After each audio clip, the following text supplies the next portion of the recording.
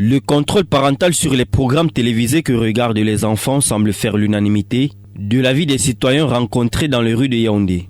Il faut contrôler les programmes télé parce qu'au jour d'aujourd'hui, nous voyons certains programmes qui sont véhiculés parfois au travers des dessins animés, des programmes à caractère qui outragent les mœurs, nos traditions et même bien plus. Il y a certaines séries qui ne servent pas véritablement à certains âges. Le coût de la vie est tellement difficile et les parents sont amenés à rentrer parfois tard. Mais les parents doivent faire l'effort d'être avec les enfants. Vous faites un effort d'avoir le contrôle sur les enfants. Les arguments pour soutenir cette affirmation ne manquent pas.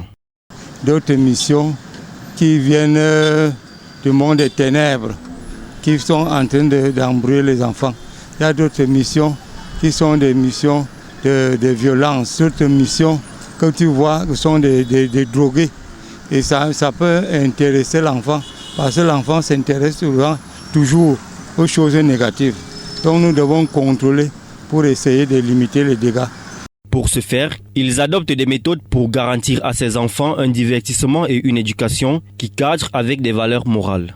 Il faut bloquer certaines chaînes avec le code parental et envoyer les enfants se coucher après 21h.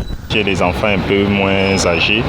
Ce qui fait, c'est que quand je me vois qu'ils s'intéressent beaucoup plus à certains programmes, moi je fais l'effort d'aller télécharger d'abord et de regarder de quoi est-ce que ça parle.